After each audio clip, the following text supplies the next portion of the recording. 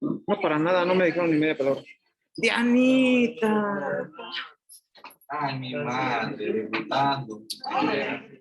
Retomando las viejas prácticas.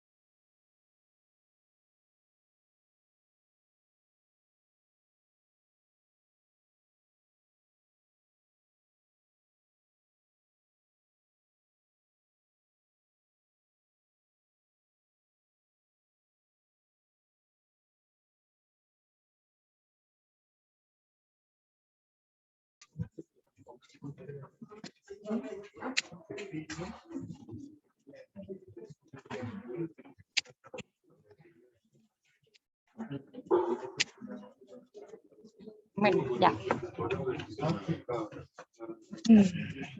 Listo. Sebas, ¿puedes apagar la luz?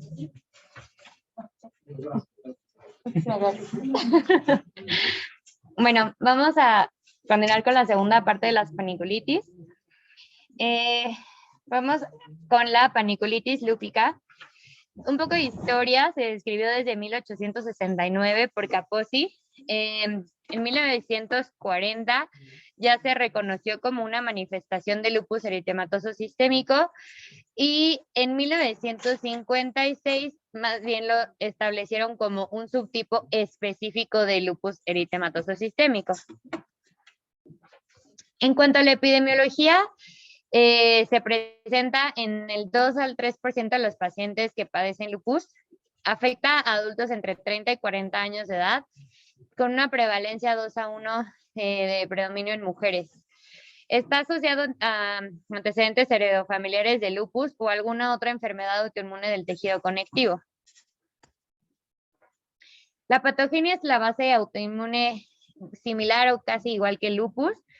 Va a haber infiltrados de paniculitis lúpica que van a contener linfocitos T y macrófagos, y hay reportes de pacientes con deficiencia parcial de C4 que hay una alteración en la opsonización de los inmunocomplejos. Y bueno, el FITPROTEC lo clasifica así, porque si recordamos es una subclasificación de lupus, no necesariamente va a estar en todos los pacientes, más que solo en el 2 al 3%. Entonces, el lupus puede tener una enfermedad cutánea únicamente o una enfermedad sistémica pura, o puede también mezclarse. Un lupus eritematoso sistémico junto con enfermedad cutánea, o un lupus eritematoso profundo, que sería la paniculitis. Puede estar cutáneo subagudo o crónico. Y puede estar mediada, pues, como sabemos, por inmunocomplejos. Entonces, la realidad es que sí se puede dar tanto sistémico, enfermedad cutánea, más aparte la paniculitis, o simplemente puede estar solamente la paniculitis. Cuando las lesiones están activas, son debido a una respuesta inmunitaria por TH1 que está inducida por interferón, por un reclutamiento de los linfocitos citotóxicos para CXCR3. En cuanto al cuadro clínico, el paciente va a presentar placas y nódulos subcutáneos sensibles a la palpación, como todas las paniculitis que hemos estado viendo hasta ahora, y pueden surgir en brotes. Puede haber un antecedente de traumatismo y la localización principalmente va a ser en cara, después en brazos, cadera y tronco. Puede haber también lesiones en el cuero cabelludo, que son lesiones lineales, y esto se ha descrito en población asiática oriental.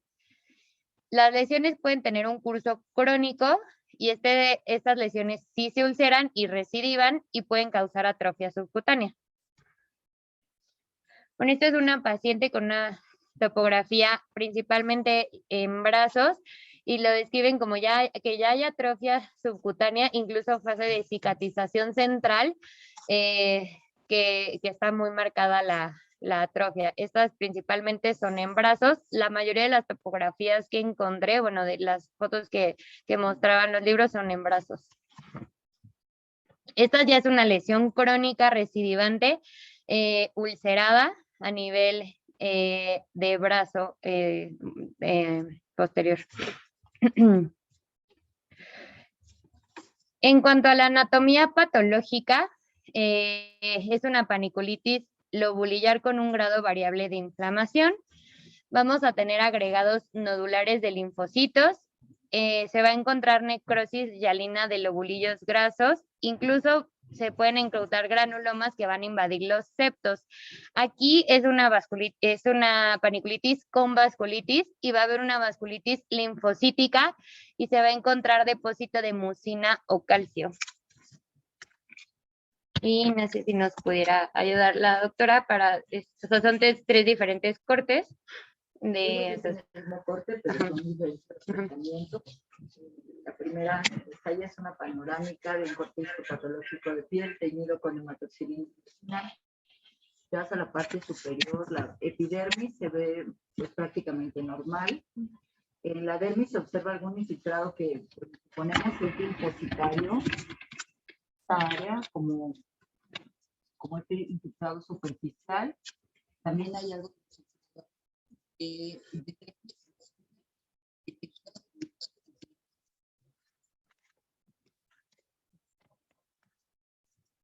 tejido celular subcutáneo encontramos que hay también un infiltrado inflamatorio a nivel septal y tal vez ahorita vemos el acercamiento, puede ser un vaso y acuérdense que una vasculitis está destruida la pared del vaso.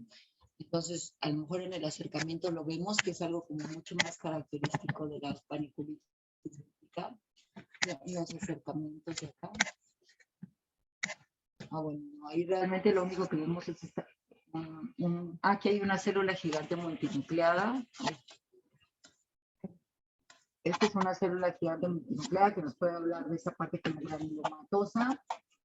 Una parte como más característico, este es un infiltrado. Es lo que vemos. Es lo que veo el linfocitario, tal vez esta es una célula plasmática, pero todo lo demás es infiltrado linfocitario. Esta célula gigante, ya veremos de abajo si alcanzamos a ver algún vaso. Pues no lo alcanzamos a ver, porque para estoy segura que puede ser un vaso, porque podría ser también parte del músculo. Pero no veo, yo creo que la foto más bien, la panorámica, podríamos intuir que aquí hay un proceso, que pudiera ser un vaso y que está, como ya la luz no se ve muy bien, creo que eso podría ser la parte del proceso vasculítico.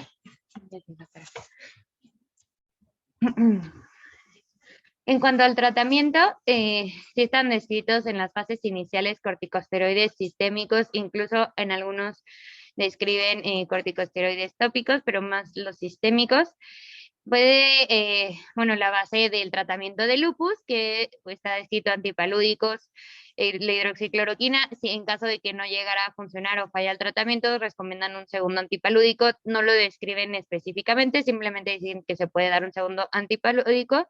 También se puede dar dapsona, mofetilmicofenolato, ciclofosfamida o incluso dar inmunoglobulina IB. En cuanto al pronóstico, bueno, es una enfermedad que es crónica e inflamatoria, cursa con periodos de activación, con periodos largos de remisión, aproximadamente 6 meses, pero también está descrito que puede durar en remisión hasta 8 años y remitir, o incluso 1 año, el periodo más corto son 6 meses. Y algo que describen es que si se pide un indicador que es el CD123 en inmunistoquímica, es un indicador pronóstico que si tiene bueno, este indicador tiene una buena respuesta, bueno, va a depender de esto la respuesta a tratamiento de esteroides. Bueno, aquí vamos a saltarnos la parte de los recién nacidos y nada más nos vamos a quedar con la postesteroides, pero es importante recordar que se dividen, estas tres son paniculitis con hendiduras en forma de agujas en la hipodermis. Bueno, se las voy a pasar para que ya la lean en casa, pero son estas tres. La paniculitis esteroidea sí la vamos a ver, que es por agujas, igual que el esclerema neonatal y la necrosis grasa del recién nacido. Es una complicación infrecuente posterior a la suspensión repentina de altas dosis de esteroides sistémicos. Las lesiones van a estar localizadas en forma de nódulos subcutáneos, tanto en mejillas, brazos y tronco, y puede tener una resolución espontánea ante el reinicio de esteroides al paciente. Es una paniculitis lobulillar granulomatosa con hendiduras en forma de aguja dentro de los adipocitos y de las células gigantes. Hay muy poca bibliografía en cuanto a esto. De hecho, esto lo saqué de un artículo en un paciente adolescente ya cerca de la adultez. Y pues es la única como imagen que describe el artículo. Pues sí, dicen que son nódulos sensibles a la palpación, el enrojecimiento, pero realmente no hay muchas fotos porque pues sabemos es una complicación infrecuente. Pero pues hay que sospecharlo en pacientes que tienen usos de esteroides por largo tiempo o de altas dosis y repentinamente se suspenden y empiezan a tener este tipo de dermatosis. Y en el mismo artículo, pues viene estas son las agujas, ¿no? Las hendiduras y los adipocitos. No sé si haya algo más. Y bueno, vamos a la lipodermatoesclerosis, que afecta más frecuentemente a mujeres alrededor de los 40 años de edad. Sin embargo, también hay un registro de aparición en mujeres mayores de 75 años. En 1955, Fourier encontró una lesión indurada y la denominó hipodermitis esclerodiforme, que previamente así se conocía lipodermatosis. En cuanto a la patogenia, como antecedente es importante tomar en cuenta que son pacientes que padecen insuficiencia venosa, que tienen anomalías fibrinolíticas y que tienen un cuadro de hipertensión venosa, es decir, aumento de la permeabilidad capilar y pérdida del fibrinógeno. Por lo tanto, una alteración en la regulación de la angiogénesis y un aumento en la expresión del VEGFR1 y el ANG2.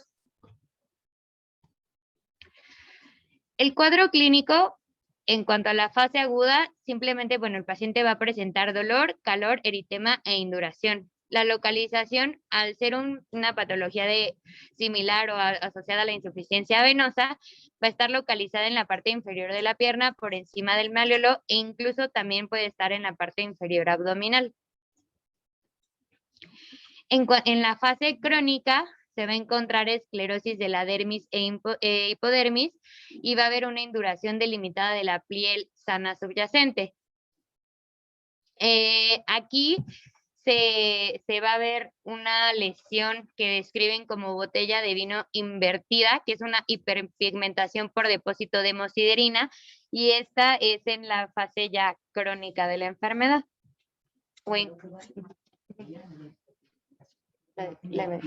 La pierna. Bueno, estas son lesiones en la pierna, que realmente simplemente pues, sí serían palpables a la revisión y tienen una hiperpigmentación. Si vemos si tiene una característica de insuficiencia venosa, el paciente aquí pues característicamente tiene venas varicosas visibles, pero bueno, esta es la pierna que se describe como botella de champagne o incluso también como bolo de boliche. Esta es una lesión ya crónica, ulcerada, a nivel de la pierna ya de un paciente que tiene cursos crónicos recidivantes. También la lipodermatoesclerosis, al estar asociada a la insuficiencia venosa, dentro del abordaje diagnóstico se pide que se haga pues todo el abordaje del índice tobillo-brazo y demás, aparte de todo el abordaje clínico que tiene el paciente, porque realmente en cuanto a sistémico pues va a tener toda la patología. En cuanto a la anatomía patológica, vamos a tener una fase aguda y una fase crónica. En la fase aguda vamos a tener una necrosis isquémica lobulillar media con infiltrado linfocítico en los septos que va a rodear los lobulillos grasos. Va a haber grados variables de congestión capilar y trombosis. Incluso se pueden observar hemorragia con depósito de hemosiderina. Esto puede progresar y encontraremos un engrosamiento septal con esclerosis hialina que ya va a afectar directamente a los adipocitos. Si se hace una biopsia ya en lesiones avanzadas o crónicas, se describe que se puede encontrar una esclerosis septal y un cambio membranoquístico. El cambio membranoquístico es clave para el diagnóstico de esta patología. Y pues esta que realmente se encuentra. Sí, sí. Pues eso está, no sé dónde está, porque no sé nada de la...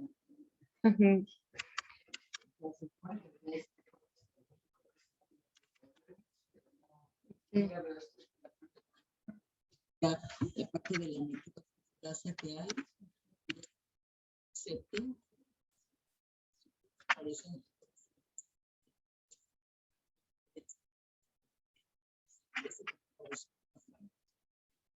Aquí no vemos, aquí hay depósitos dentro del vaso que está como fluido, pero no se ve que fuera depósito. Supongo, porque sí.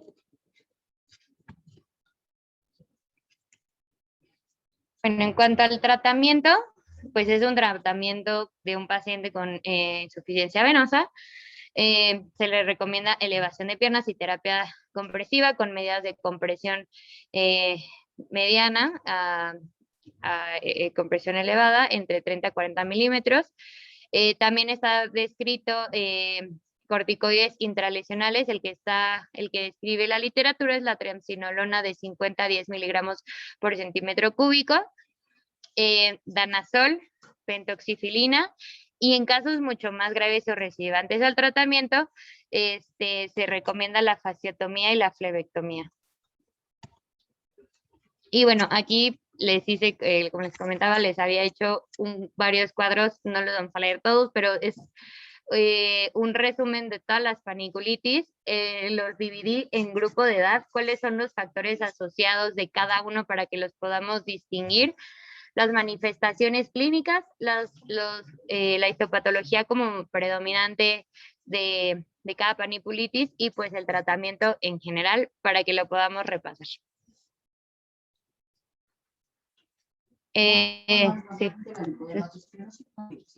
Okay. 100%. Okay.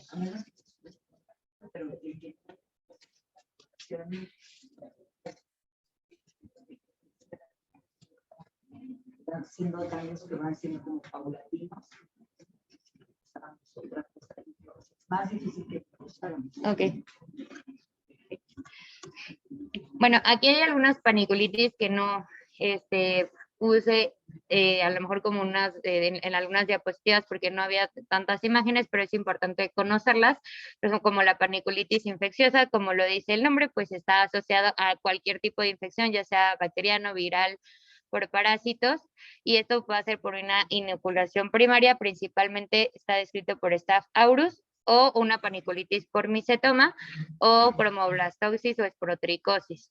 Y aquí pues vamos a encontrar lesiones en placas eritematosas con nódulos o abscesos purulentos, pues es una paniculitis infecciosa y va a estar localizada a nivel de pies, rodillas y extremidades. En cuanto a la histopatología, lo describen como una paniculitis lobulillar con patrón mixto, pero es predominantemente lobulillar, y pues también va a depender el tipo de infección, ¿no? Y el tratamiento va a ser con base en el agente infeccioso que nosotros encontremos. También otras dos paniculitis que también se describen y debemos también de conocer es una paniculitis fría o enfermedad de Hartshausen, pero bueno, está presentada en pacientes varones de 9 a 14 años y el factor asociado es que el paciente estuvo expuesto a un clima frío o consumió algún producto helado, ya sea hielo o nadó en agua fría, y va a presentar placas a nivel escrotal, eritematosa e indurada en los sitios principalmente de exposición al frío. Esta tiene una resolución en 3 meses. En cuanto a la histopatología, se considera una paniculitis lobulillar sin vasculitis, va a haber infiltrado linfocítico perivascular y tiene una resolución espontánea. También hay un tipo de paniculitis que se llama paniculitis facticia, y bueno, esto es importante sospecharlo en pacientes que tienen alteraciones en la personalidad o tienen algún padecimiento psiquiátrico, porque pues ellos solo se lo provocan, se inoculan cualquier tipo de material, ya sea implantación subcutánea de medicamentos, rellenos cosméticos, aceites o incluso desechos humanos se han descrito. Esta es una paniculitis lobulillar también sin vasculitis y se puede llegar a encontrar un granuloma supurativo que va a afectar el lóbulo graso, y como nos comentaba ayer la doctora, también dentro de la biopsia se puede llegar a encontrar ya el material extraño retráctil. Es por eso que pues, se sospecha obviamente con el tipo de personalidad del paciente, la clínica que no concuerda con ninguno de los otros tipos de paniculitis, y pues meramente el tratamiento va a ser psiquiátrico. Si la lesión es muy grave, porque obviamente si va a tener lesión el paciente que se lo va a provocar, se puede dar esteroide intralesional e incluso retirar el material si es posible. Ok. Y bueno, como ya también les puse el esclerema neonatal y la necrosis grasa subcutánea del recién nacido, también para que la conozcamos, está asociada la histopatología, igual que la postesteroidea, hendiduras con forma de agujas en los eritrocitos. En cuanto a la diferencia, el esclerema neonatal está asociada a neonatos prematuros con enfermedad grave, se va a presentar en las primeras semanas de vida. Y estos factores desencadenantes, pues sí, son provocados por una hipertermia o asfixia perinatal, alteraciones en la actividad del complemento y deshidratación. En los pacientes, entre el tres cuartos de los pacientes mueren por sepsis. Y la necrosis grasa del subcutáneo recién nacido son neonatos a término y se presentan en las primeras 2 a 3 semanas de vida. Las complicaciones o hallazgos sistémicos más frecuentes encontrados pueden ser la hipercalcemia, trombocitopenia o hipertrigliceridemia, y aquí los pacientes tienen mejor pronóstico. Y bueno, la paniculitis postesteroidea, que ya la habíamos visto. Y en cuanto a las conclusiones, pues como ya vimos, involucra una entidad clínica amplia y variable en todo el tipo de patología, y nosotros como medicina interna implica pues muchos padecimientos sistémicos. Lo más importante de las paniculitis es clasificarlos con base en los hallazgos histopatológicos y el predominio de que si es lobulillar o septal. Y también va a depender en la presencia o la ausencia de vasculitis, así como lo vimos en la clase de ayer al principio, y el tratamiento siempre debe ser multidisciplinario, así como su diagnóstico.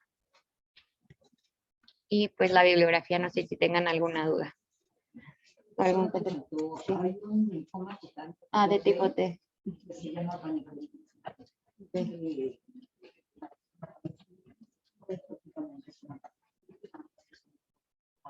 Ok, ok.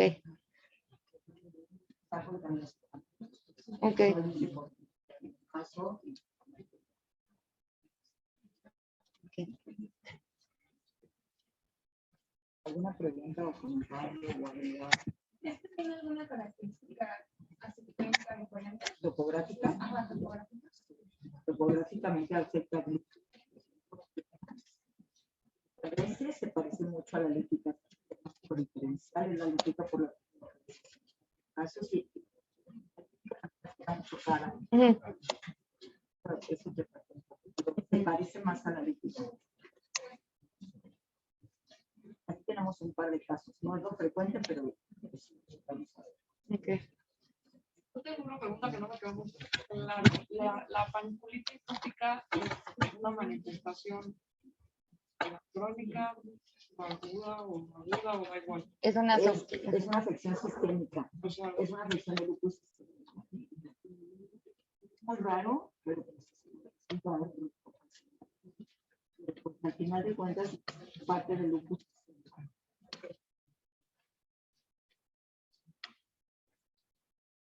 Y bueno, eventualmente sí va a ser crónica, hablando del comportamiento. Pensando, por ejemplo, relacionado a las manifestaciones cutáneas, tenemos el lupus agudo, que es relativamente frecuente y solo está asociado al sistémico. Nada más que va a tener cuadros de remisiones y situaciones, es lo que pasa con este tipo de manifestaciones cutáneas asociadas al lupus sistémico. ok. O sea, empezaría como algo subagudo y evolucionará. No, porque si tú hablas de algo, lupus subagudo son lesiones eritemadas famosas en tronco y estas son lesiones diferentes. Más bien sería como la evolución que suele estar asociada a las manifestaciones cutáneas asociadas al lupus sistémico, porque el lupus puramente cutáneo. Más bien son como crónicas, pero que tienden a remisiones y exacerbaciones. De hecho, cuando los pacientes con lupus sistémico tienen alguna manifestación de tipo agudo o que tienen una pancolitis tópica, pensamos que hay una exacerbación del lupus sistémico.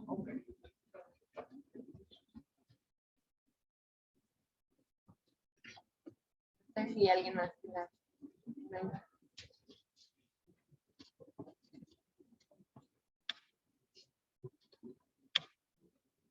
Pues si quieren su siguiente clase.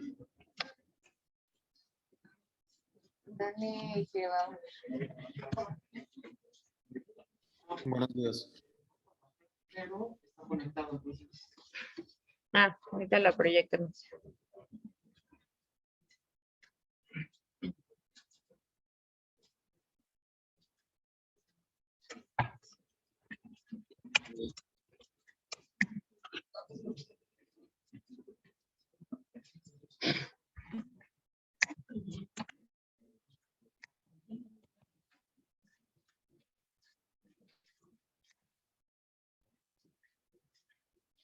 Sí, ya dijo Dani que sí.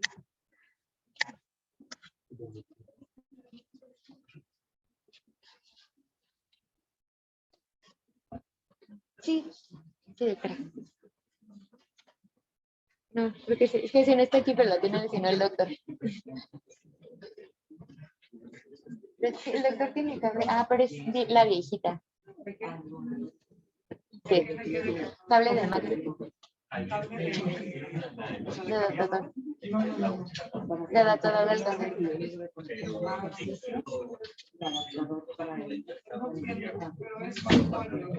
No, pero es la viejita. Sí.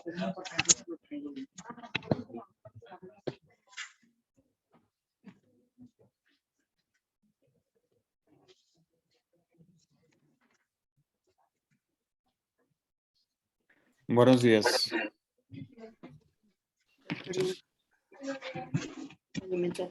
Hola Dani, buenos días. Buenos días. Buenos días, doctora. El día de hoy, y bueno, con algo de reducción del tiempo, esperemos que podamos ver de forma objetiva este tema. Y bueno, comenzamos. El día de hoy vamos a ver eritrodermias, las cuales hay múltiples definiciones, pero a partir de las bibliografías que revisé, se describe como una dermatitis exfoliativa generalizada o eritrodermia exfoliativa. Esos son como los sinónimos de. Y se define como un síndrome cutáneo inflamatorio grave caracterizado por eritema y descamación generalizada que afecta a una extensión de algunos dicen 80, mayor de 80 a 90% de la superficie cutánea. Sobre generalidades, ya que también es más que un diagnóstico, es una condición que agrupa diferentes etiologías. Cabe mencionar a partir de este momento varias cuestiones que nos pueden hacer sospechar o dirigirnos hacia la etiología que está desencadenando la eritrodermia. De ahí viene que, bueno, de forma inicial fue descrita por primera vez en 1868 por Ferdinand Ritter von Ebra, quien fue el primero que en relación a la evolución clínica la clasificó en variantes como recidiva crónica, también por parte de este personaje, persistente crónica, por el mismo Ebra que estamos comentando, y epidémica autolimitada. Obviamente estas clasificaciones ya están en desuso, pero de forma histórica ellos fueron los que describían de forma inicial esta condición que afectaba más del 80-90% de la superficie corporal. Aunque es poco frecuente, mantiene su interés por la dificultad que supone a los dermatólogos de su tratamiento, es decir, que a pesar de que sea sencillo determinar la superficie corporal comprometida en el paciente, pues se llega en esa generalización de la eritrodermia, se vuelve complejo establecer el diagnóstico porque cambia la morfología o la topografía o las características de la enfermedad cutánea de base o preexistente en esos casos. Es potencialmente mortal, en especial cuando es fulminante y se ha asociado con una alta mortalidad en pacientes hospitalizados, obviamente por el valor agregado de las probables sobreinfecciones cutáneas, ¿no? O también las implicaciones. Un segundo.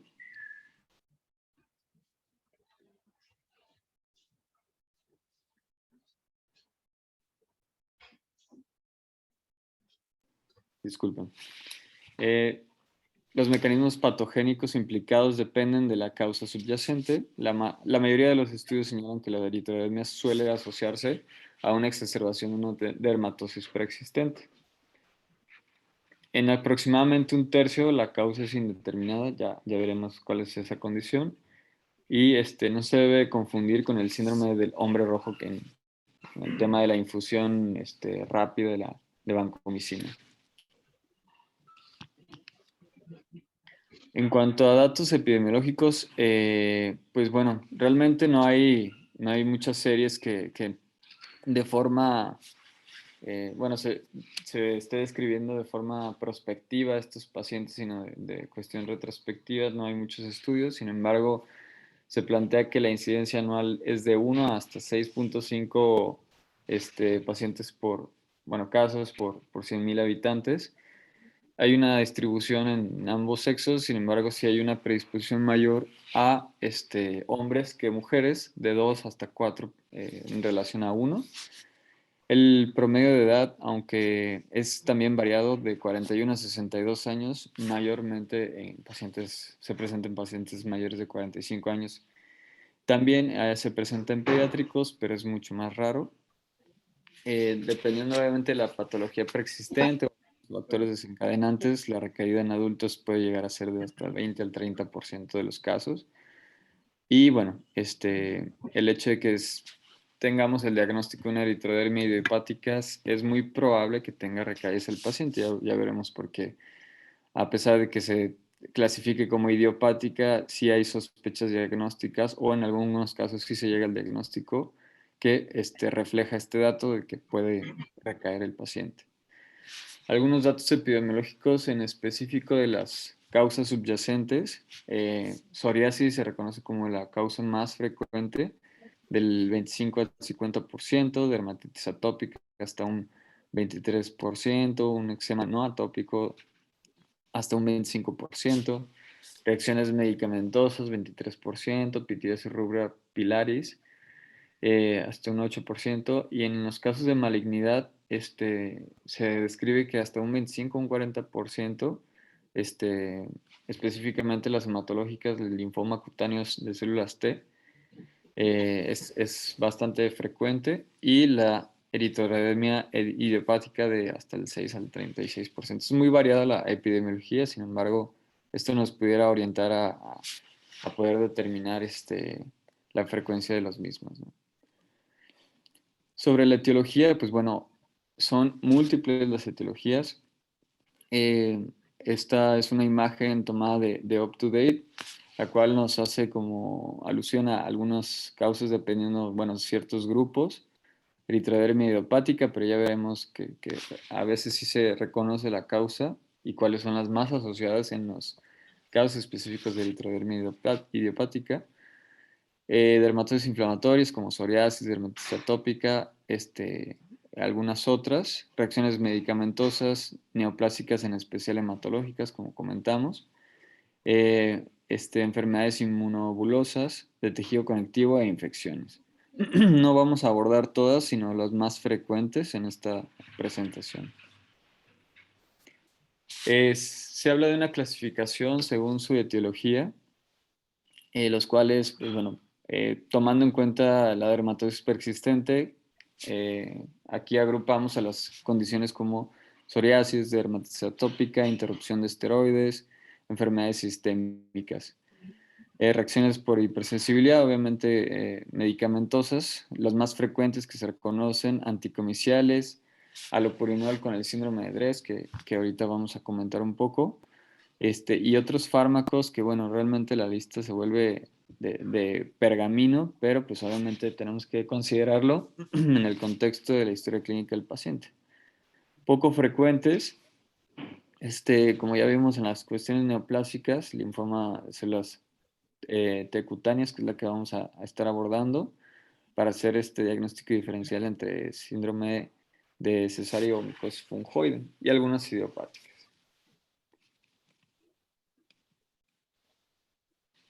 Sobre su patogénesis, aunque obviamente dependerá de cada causa subyacente, no se comprende completamente.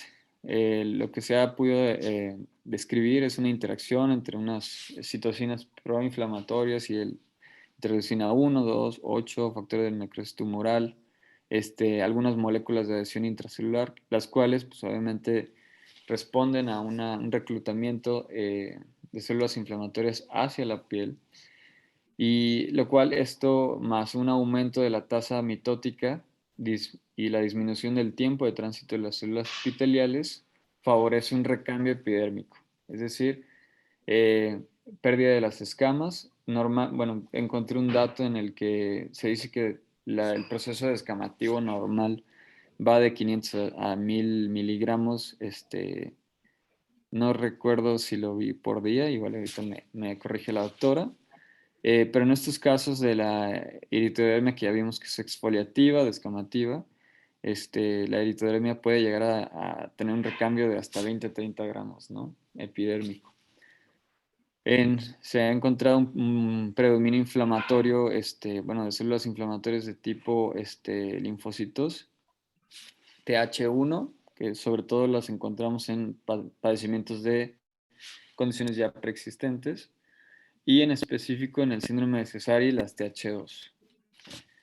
La importancia de la cuestión fisiopatológica de forma aguda o crónica, pues es importante tomarla en cuenta, ya que pues en el caso de las crónicas pues va a tener una implicación metabólica más importante, ¿no? Por la hipoalbuminemia, el aumento del trasudado, que se pueda deshidratar el paciente, desnutrir, etcétera, ¿no? Son datos importantes. Bueno, manifestaciones clínicas. Hay una clasificación, o también se habla de una clasificación según su evolución clínica, la cual se divide en primario y secundario. La localización del primario suele iniciar en tronco y se extiende en pocos días a semanas. Posteriormente se desarrolla la descamación.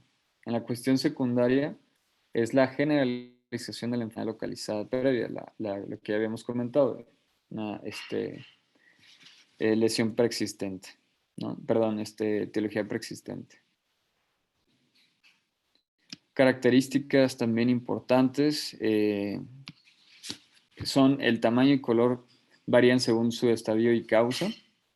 Una de las cuestiones que nos pudieran orientar son la queratodermia con descamación y costras, como puede ser la sarna costrosa, queratodermia dolorosa y fisurada como en el síndrome de Sézary.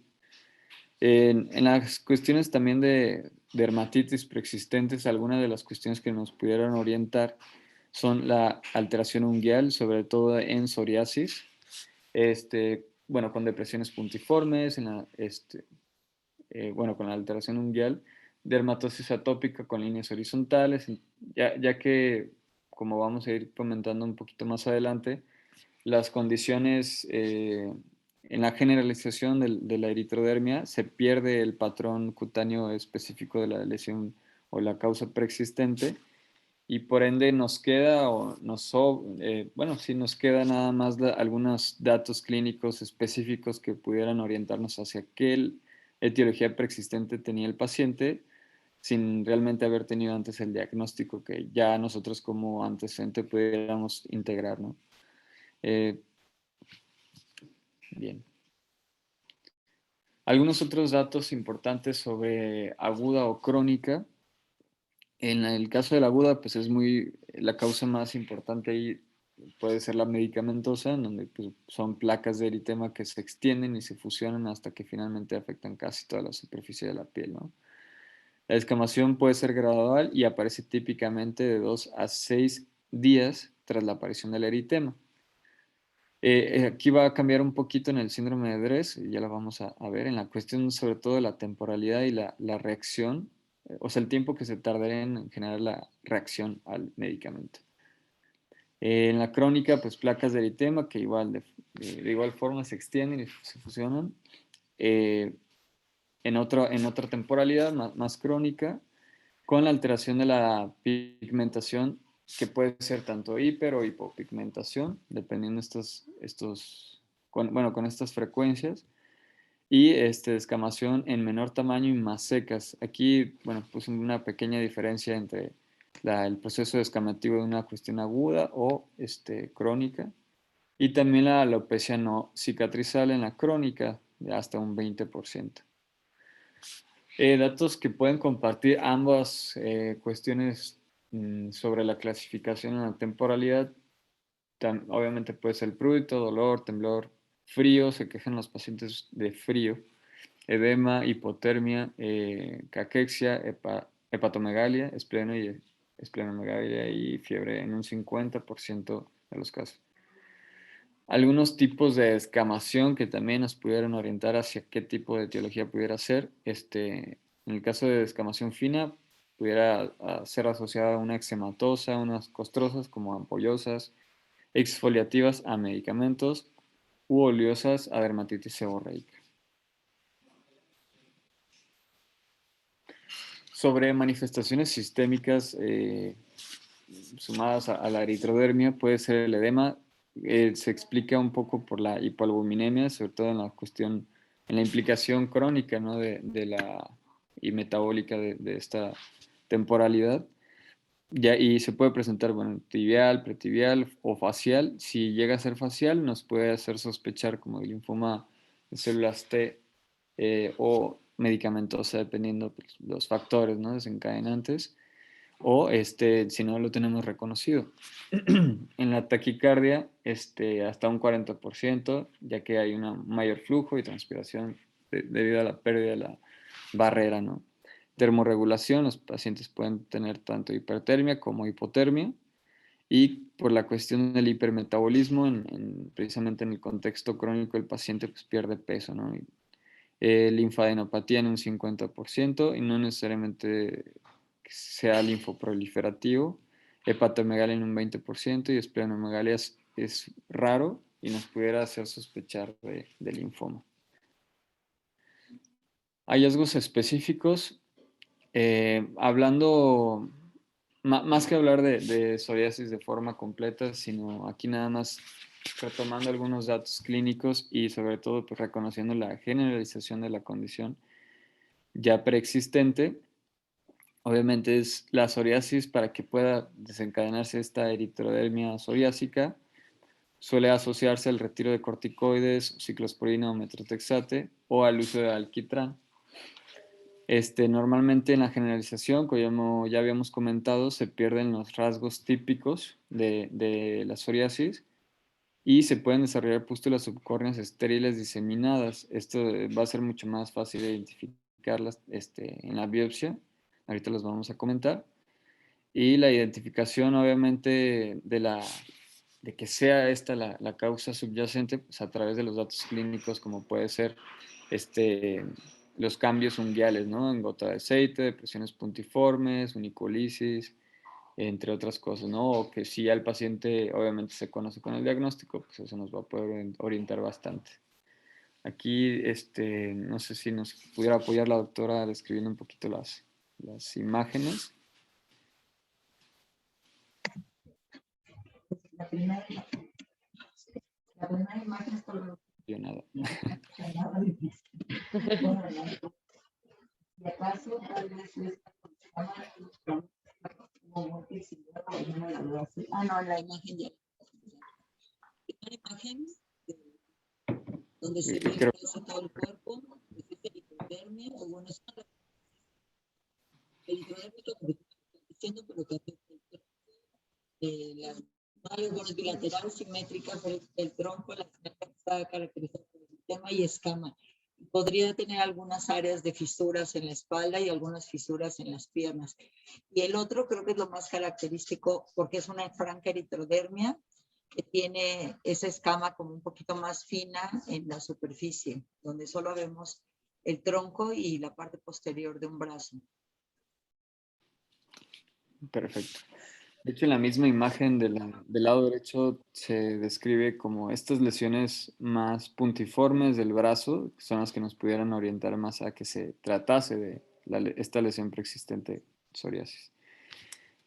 En los datos histopatológicos se reconoce una hiperplasia epidérmica con hiperkeratosis y parakeratosis focal con neutrofilia en el estrato córneo, infiltrado linfocitario perivascular e intersticial con pústula subcórnea y microabscesos de Munro.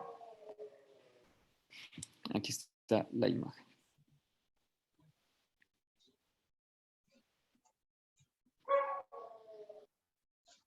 Tengo entendido, doctora, y si no, Sí. me corrige. Ah, ok.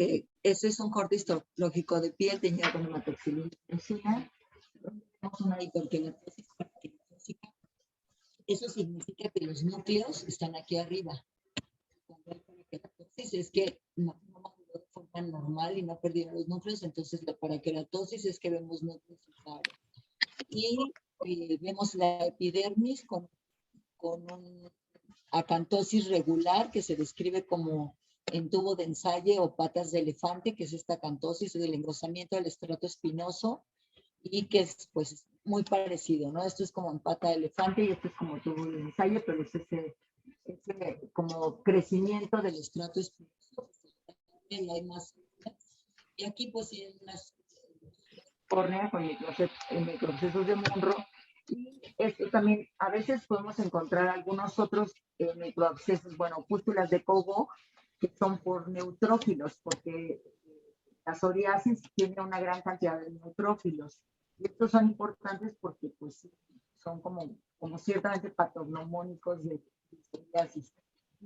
Aquí hay un infiltrado en banda y vean cómo los vasos se van haciendo se van como rectificando y se van con la superficie aquí entre las crestas interpapilares, y es lo que nosotros vemos a la clínica cuando rascamos y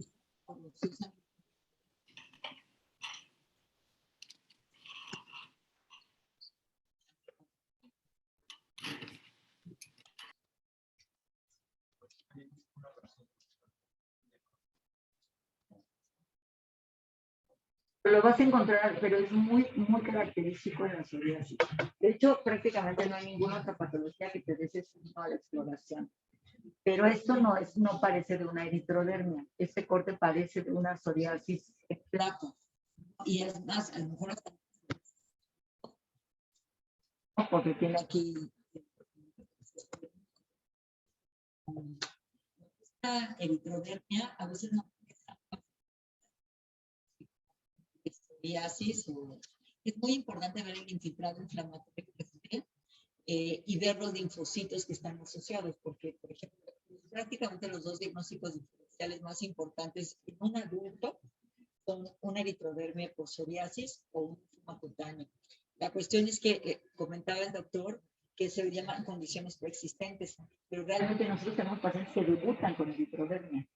Hay pacientes que no se conocían ni con psoriasis, obviamente menos con linfoma, y debutan con eritrodermia. Entonces, esos son los que implican como mayor reto para nosotros hacer el diagnóstico.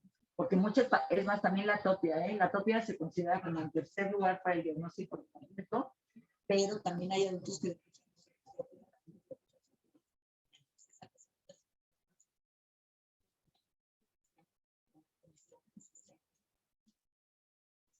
y me comentaba el doctor que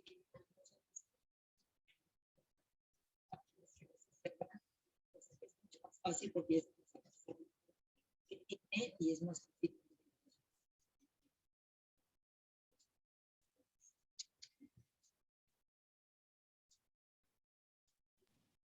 Listo, Turbín. Es que quizá igual está un poquito lejos la doctora del micrófono y suelo perderla un poco. Pero bueno, en el caso de la dermatitis atópica también suelen ser, en el caso de las lesiones preexistentes, suele tener prurito intenso, liquenización incluidos los párpados, sobre todo pues, por el mismo prurito en el rascado, y prurigo nodular. Suele tener también en los datos histopatológicos, aunque ahorita lo vamos a ver, acantosis leve a moderada, espongiosis variable, eosinófilos en la dermis, paraqueratosis, infiltrado linfohistocítico y también edema dérmico variable. Suele encontrarse, bueno, una de las cuestiones como diferenciales que nos pudieran ya confirmar el tema específico de dermatitis atópica, pues, encontrar la IgE sérica elevada con eosinofilia y, bueno, los antecedentes familiares de atopia. El corte histopatológico demuestra una hiperplasia epidérmica o hiperkeratosis con ligera espongiosis, que hasta donde yo sé es esta alteración epidérmica en el estrato y un foco de escamocostra en el estrato córneo con espongiosis, acantosis e infiltrado linfocítico perivascular. Si nos quisiera complementar, doctora. Eso que dicen la paraqueratosis. Ay, perdón. Entonces, esto de aquí arriba, bueno, es un corte histopatológico de piel teñido con hematoxilina y eosina que observamos a nivel de epidermis. Acuérdense que le tiene estratos. Y también tiene paraqueratosis, entonces realmente no nos hace diferencia con la psoriasis en este momento. También tiene una acantosis, pero algo muy importante que hay aquí es que hay espongiosis. La espongiosis es un infiltrado que se da a nivel del estrato espinoso y que va separando los queratinocitos. Esto es la espongiosis. Esta parte que se da, a lo mejor en un corte más cercano podríamos observar eso, que hay como edema entre las células. No sé si me doy a entender. Miren aquí como este es un queratinocito y está como separado de otro queratinocito, no están tan juntos. Entonces, esa es la espongiosis. Una de las cosas que hace diferente esto es, por ejemplo, que puede haber la presencia de eosinófilos. Pero el proceso de exocitosis, ¿qué es esto? Que es como el acúmulo que hay de células linfocitarias o neutrófilos. Exocitosis es que va de la dermis a la epidermis. Cualquier célula, puedan ser linfocitos, puedan ser eosinófilos, puedan ser neutrófilos, y la exocitosis es esto, el que se vayan de la dermis hacia la epidermis y entonces puedan formar los microabscesos. Pero realmente esta es una acantosis también regular que no podríamos diferenciarla mucho de la psoriasis, ¿no?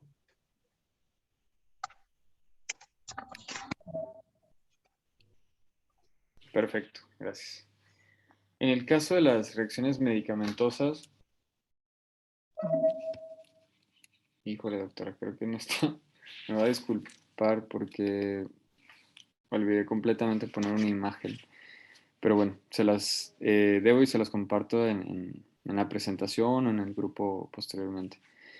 Las reacciones medicamentosas procedido por exantema morbilliforme o escarlatiniforme con edema facial puede ser purpúrico en áreas de declive. En la cuestión, ahorita vemos la cuestión histopatológica, pero datos obviamente importantes, pues obviamente reconocer el consumo reciente de los fármacos que pudieran haber condicionado la reacción eritrodérmica. Sin embargo, a pesar de que sabemos que suele resolver de 2 a 6 semanas tras retirar el fármaco sospechoso, también hay una excepción, la cual son tanto 8 horas. el síndrome de Dres o SHIF. Bueno, Dres bueno, por sus siglas, son reacción medicamentosa con eosinofilia y síntomas sistémicos con edema facial y lesiones purpúricas. La diferencia en la temporalidad es que aparece de 2 a 8 semanas después de la exposición y resuelve en meses. Entonces yo creo que se vuelve un poco complicado correlacionar la ingesta del medicamento o el tratamiento farmacológico con esta reacción en esta temporalidad. Se pudiera sospechar probablemente en alguna otra cosa. Sin embargo, para eso nos apoyamos de criterios diagnósticos para el síndrome de Dres, que es pues, bueno, la erupción cutánea, anormalidades hematológicas como eosinofilia mayor de 1500 elementos por milímetro cúbico, linfocitos atípicos. También el compromiso sistémico con adenopatías de más de 2 centímetros de diámetro, con hepatitis, es decir, con transaminasas elevadas más de 2 veces el valor normal, y nefritis intersticial o neumonitis intersticial y o carditis, además de la fiebre. Histopatológicamente hablando, el infiltrado es perivascular, mononuclear en la dermis mezclado con escasos eosinófilos y hemorragia. En la epidermis se observan escasos queratinocitos apoptósicos y se observa el estrato córneo normal y la ausencia de la hiperplasia epidérmica.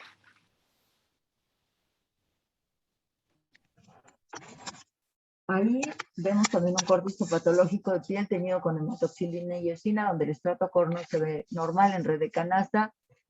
Yo veo en ese corte la piel normal, no me parece que esté acantósica, pero sí se ve, digo, está muy lejos, pero sí se ve que hubiera algo de esponjiosis en esta parte de aquí arriba, porque está como separado, que es ese edema intercelular del queratinocito.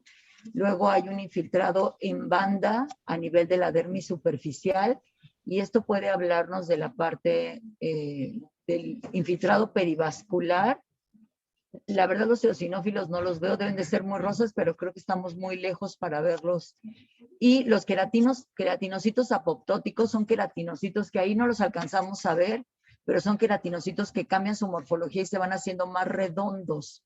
Van generando como muerte del queratinocito. Entonces podría ser también a lo mejor en esta área, pero estamos un poquito lejos. Y aquí sí vemos una hemorragia.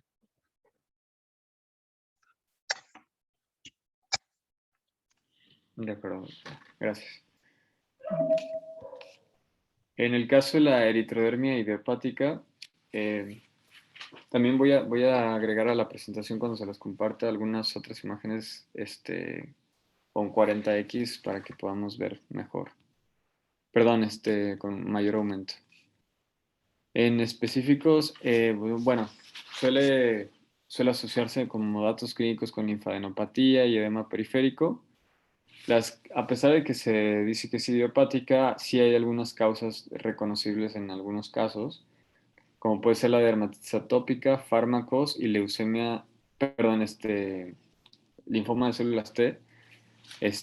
Y bueno, obviamente lo que nos va a apoyar siempre en el diagnóstico en estos casos es la histopatología, en donde se pudiera presentar esta condición es en varones ancianos puede ser de forma crónica, recidivante, prurito grave, queratodermia palmoplantar, que bueno, también otras condiciones la pudieran presentar, con linfadenopatía dermatopática. En la cuestión histopatológica puede ser inespecífico. En casos agudos puede haber paraqueratosis, esponjosis o infiltrado linfohistocítico. Y crónicas, acantosis psoriasiforme y expansión de dermis papilar. Normalmente algunos datos que nos pudieran hacer sospechar de esta condición, plantearse otros fármacos asociados, que se siga evaluando el paciente para descartar un linfoma cutáneo de células T. Eso es lo más importante, ya que se comenta que se tienen que realizar biopsias seriadas para determinar en esta condición eritodermia idiopática que se pudiera tratar de linfoma de células T y por ende el pronóstico cambia completamente diferente. Ahora, en la biopsia, como se comenta aquí, puede encontrarse una población clonal de linfocitos T, pero como se presenta en los pacientes varones ancianos, esto pudiera no necesariamente reflejar un linfoma, sino una senescencia inmunitaria. Específicamente en esta condición, linfoma cutáneo de células T, se tiene que hacer un diferencial entre síndrome de Sézary y micosis fungoide. Como triada de las síndrome de Sézary, eritrodermia, células de Sézary en sangre periférica y linfadenopatías generalizadas. Esta normalmente es una queratodermia fisurada y dolorosa, con alopecia difusa, edema y fases de leonina. Para poder generar realizar este diferencial se utilizan los criterios de ORC, los cuales son eritrodermia con la presencia de clones idénticos al linfoma, células T en sangre y forma sérica y en la piel, más uno de los siguientes, mayor de 1000 células de Sézary, un cociente de CD4 en relación a CD8 de más de 10 a 1, y un aumento del porcentaje de linfocitos CD4 de fenotipo anormal.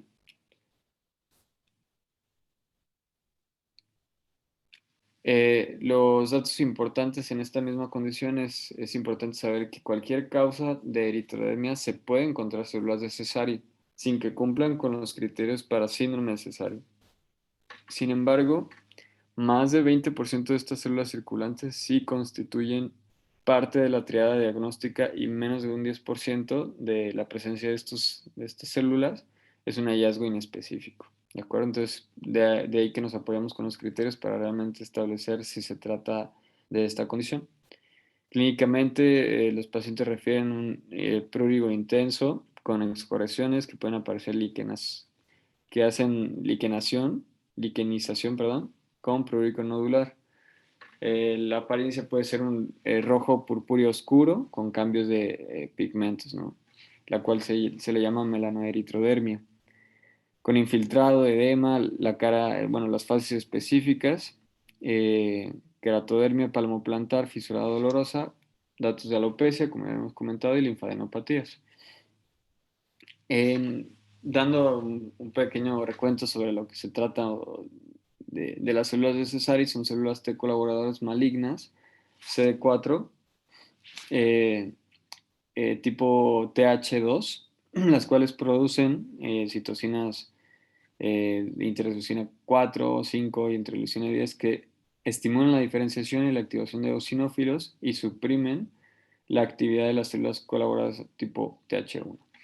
Este es un poquito de la morfología de las células de Sézary, cerebriformes, o con el aspecto como si tuvieran un cerebro, es decir, es mayor la cantidad de material genético que el espacio citoplasmático. Y bueno, aquí también se comentan en los criterios también que habíamos comentado anteriormente, para establecer, a pesar de que en algunas otras condiciones preexistentes pudieran, en los casos de eritrodermia, presentar células de Sézary, necesitamos apoyarnos del resto de los criterios para realmente hacer el diagnóstico. La histopatología demuestra un infiltrado mononuclear perivascular en la dermis, que realmente es un dato inespecífico. De hecho, se comentaba en la bibliografía que es algo precisamente que se puede encontrar en diferentes condiciones. Obviamente aquí no está el aumento para poder encontrar alguna de ellas, lo voy a compartir posteriormente. Pero bueno, al menos en un tercio de los casos de síndrome cesárea tienen rasgos histopatológicos inespecíficos, como se muestra en este caso. No sé si nos pudiera apoyar, doctora. No sé si ese es un síndrome de César y te voy a decir por qué, porque, y además, ¿se acuerdan de la otra característica que les dije de exocitosis, que es cualquier célula se va hacia la epidermis? Aquí el fenómeno se llama epidermotropismo y solamente se da en linfomas cutáneos. El epidermotropismo es cuando los linfocitos van de la dermis hacia la epidermis. Y ahí yo no veo tanto epidermotropismo, sería, o sea, bueno, tal vez queriendo ver como que aquí empieza a migrar estos linfocitos, pero la característica que debe de tener es que los linfocitos son atípicos, tienen que ser linfocitos más grandes, son linfocitos, de hecho también se les llama células monstruosas, porque son unas células mucho más grandes con este aspecto cerebriforme, y aquí pues tendremos que ver como un acercamiento para poder ver esos linfocitos que realmente están como más grandes de lo normal. En este corte histopatológico de piel se ve una epidermis con un estrato córneo en canasta. La epidermis está discretamente acantósica. Tal vez este es un queratinocito apoptótico, este de aquí arriba, pero yo no veo esa imagen como de epidermotropismo. Y se supone que un buen patólogo con una tinción de hematoxilina y eosina, debido a las características de los linfocitos y este infiltrado que empieza a ir hacia el epidermis, nos puede hacer diagnóstico de linfoma cutáneo. Y una vez que ya lo queremos diferenciar y ver si es un T, un B, y si el predominio de T, si es un CD30 positivo, CD4 positivo, para eso ya se usa la inmunohistoquímica. Pero se supone que con o sea, alguien que sí está entrenado, solamente con una hematoxilina y eosina, porque vemos linfocitos grandes, atípicos, con mitosis, y esa parte que les comento de lo que se llama epidermotropismo, que es como esta migración de los linfocitos de la dermis hacia la epidermis, pero yo no lo veo ahí. Ahí yo lo que veo nada más es como en dermis como un infiltrado perivascular. Mira, aquí, y perianexial, porque parece una glándula. Aquí como perivascular, y ese corte está muy lejos para ver a los linfocitos, que es lo que más nos importa, ¿no?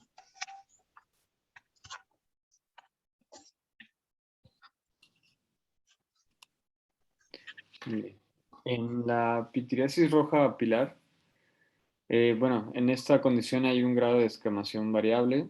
Se relaciona con pápulas queratóxicas en rodillas, codos y dedos con aspecto amarillento. Y lo más característico, los parches claros. Suele tener un aspecto color salmón, los cuales, como ya dijimos, los parches claros, los islotes respetados, como se puede ver aquí en la imagen, con keratodermia seria y pápulas queratóxicas perifoliculares. Normalmente datos como específicos que nos pudieran ayudar a sospechar más allá de que, bueno, estas primeras características nos pudieran ayudar de forma inicial, pues puede ser la exposición solar, la producción suele ser cefalocaudal, con lesiones lesiones que recuerdan el eritema girado cuando mejora la eritodermia. En la cuestión histopatológica, se demuestra una hiperkeratosis alternando con parakeratosis, tanto vertical como horizontalmente. A diferencia de lo que sucede en la psoriasis, que existe un estrato granuloso normal. También en algunas otras descripciones, la hiperplasia psoriaciforme de epidermis, la capa granulosa es normal. Alternancia de la parakeratosis y otokeratosis, tanto en sentido vertical o horizontal, como ya dijimos, y tapones foliculares.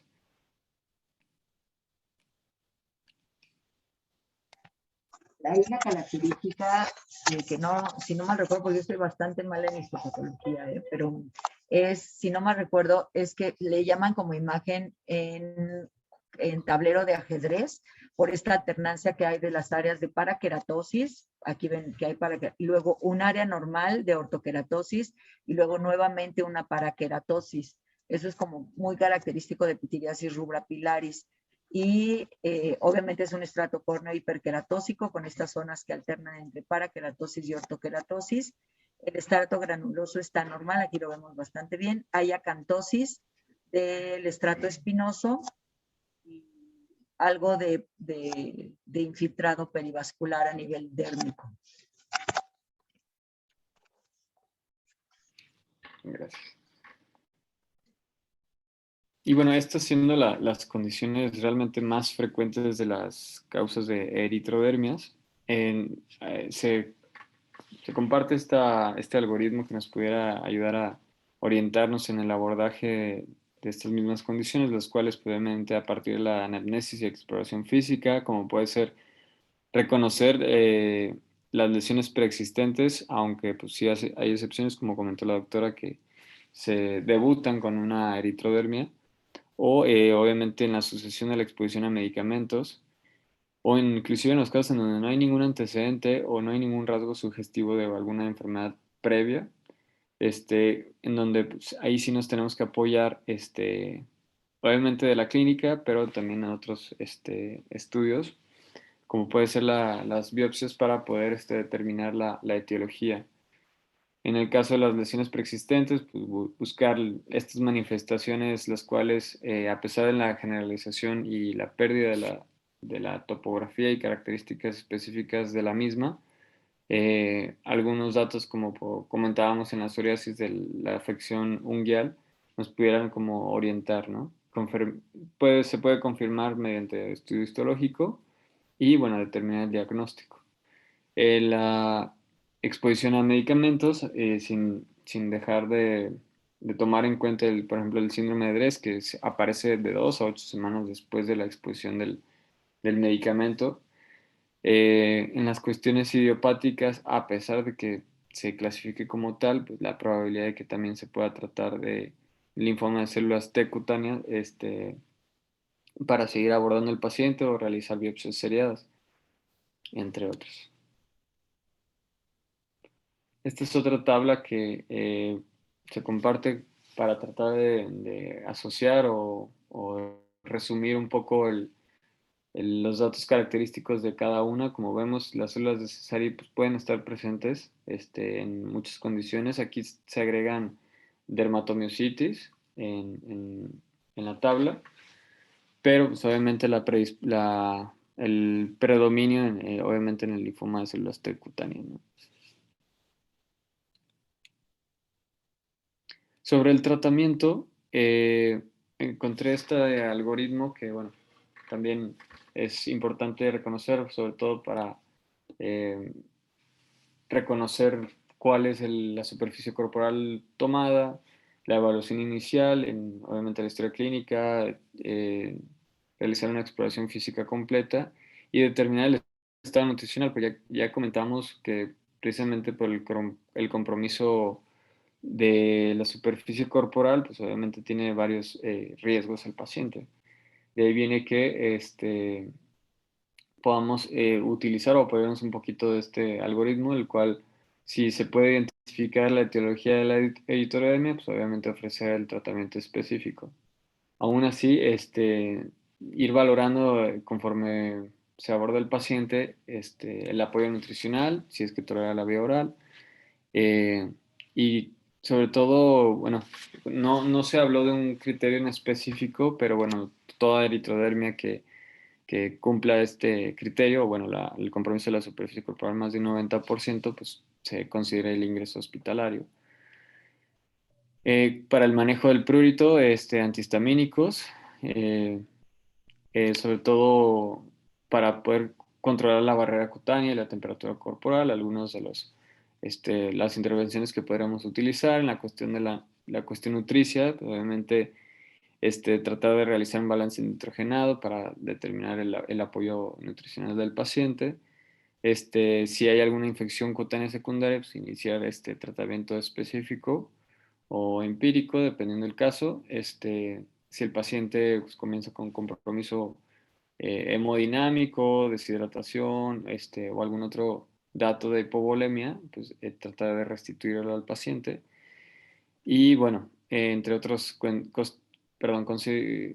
considerar obviamente estas condiciones para poder abordar bien al paciente y no perder de vista que a pesar de las cuestiones tan específicas de cada, tanto lesiones preexistentes o nuevas, no perder de vista esta cuestión que pues obviamente va a descompensar más rápido al paciente, ¿no? Tratamientos generales, de forma inicial, pues obviamente como comentamos, de la valoración nutricional, corregir algún trastorno hidroelectrolítico y prevenir la hipotermia. Para disminuir el prurito, antihistamínicos, se habla de utilizar prednisona de 1 a 2 miligramos por kilo de forma inicial y de mantenimiento de 0.5. De forma tópica, vendajes húmedos más emolientes suaves o corticoides tópicos, y evitar la aplicación prolongada, y obviamente evitar también el uso de alquitrán. En las cuestiones específicas, al menos en la bibliografía que revisé de Bolonia, decía que antes que los corticoides, en el caso de psoriasis, utilizar obviamente el tratamiento un poquito más específico como el metotrexate o ciclosporina, y obviamente la cuestión medicamentosa, suspenderla. Ya vimos que si responde de 2 a 6 semanas después de la suspensión, pues es prácticamente el diagnóstico. Y también el apoyarnos en esa misma cuestión con prednisona o inclusive, dependiendo de la severidad, apoyarnos con inmunoglobulina intravenosa. En una de las revisiones que hice, se comenta en las conclusiones de utilizar el acrónimo HIP, que bueno, es tratar o tener en cuenta estas condiciones: la hipotermia, hipertermia y el trastorno hidroelectrolítico, valorar el estado hemodinámico del paciente, no perder de vista las probables sobreinfecciones cutáneas y los casos de trombosis también. Y sería todo, doctora. Muy bien. Igual mañana completamos algunas cosas con un ejercicio de cómo nosotros abordamos las eritrodermias. Falta un poquito más de las paraneoplásicas, que también ustedes van a ver pacientes adultos, ¿no? Y la paraneoplásica también es una de las eritrodermias que nosotros siempre consideramos como diagnóstico diferencial. Dentro de las farmacodermias, yo no sé con qué frecuencia lo vean, pero la pustulosis exantemática aguda generalizada siempre da una base de eritematosa. Entonces, muchas personas la confunden con eritrodermia, nada más que ahí hay que ver las pústulas que son muy chiquititas. Y obviamente el DRES es algo catastrófico. Si no lo diagnosticamos rápido y no se da el tratamiento rápido, se mueren. El DRES es una farmacodermia que la verdad tiene que ser tratada de una forma muy, muy rápida. Bueno, también la pega, el pustulosis exantemática se considera grave, pero no tanto. Entonces ahí normalmente pues sí nos piden interconsulta a nosotros, pero más bien es como para toma de biopsia, ¿no? Y tiene muchos síntomas sistémicos. Y lo que hablabas de las uñas a veces no es tan característico porque, por ejemplo, el Sézari, una de las manifestaciones que tiene es una hiperkeratosis subungueal. Y también los pacientes con psoriasis lo tienen. Entonces a veces no nos ayuda tanto. Ahí nos ayuda más, por ejemplo, algunos otros datos. Empiezan a hacer algunos pacientes reacción leucemoide. Y entonces también es importante estar revisando porque pueden cambiar sus leucos de una semana a otra de tener, no sé, 30,000 a 70,000. Entonces, a lo mejor mañana con el ejemplo que les pongo, pues, que realmente se trata de cómo abordar la eritrodermia, porque el tratamiento ya pues sí es específico. A veces nosotros comenzamos con metotrexate, porque al final de cuentas, si es una MF, si es una psoriasis o es una atopia, el metotrexate está indicado. Entonces, a veces como para ayudar un poco al paciente, porque los antihistamínicos no les hacen, pero absolutamente nada. A veces tenemos que dar otro tipo de medicamentos para tratar de controlar el prurito de manera más central, porque este prurito es bien difícil. Acuérdense que en el paciente con linfoma el prurito no es por histamina. Bueno, en muchas patologías el prurito no es por histamina, pero el prurito en el paciente con linfoma es un marcador de actividad y no lo podemos quitar con nada. Lo mejor es PUVA y aquí no tenemos PUVA. Entonces, pues depende de la patología de base. Hoy los pacientes que diagnosticamos, mañana les voy a poner 2 ejemplos. Uno que es un paciente, llegaron al mismo tiempo, tendrán los dos un par de meses. Uno ya tiene diagnóstico de psoriasis, el otro de linfoma cutáneo de células T que debutó con eritrodermia, y uno ya lo tenemos en tratamiento con infliximab, que es lo más rápido para curar una eritrodermia en un paciente. Obviamente aquí porque lo tenemos y está el centro de infusión de reuma que siempre nos ayudan. Y ya le vamos a cambiar a un inhibidor de interleucina 12-23. Y el otro paciente que está muy, muy grave en hemato, que es un paciente mucho más joven, ya le empezaron el tratamiento con CHOP, porque no hay muchas alternativas para ellos, ¿no? Entonces, con esos 2 ejemplos, a ver, o sea, mi intención va a ser el que aborden ustedes como el diagnóstico, no más que el tratamiento.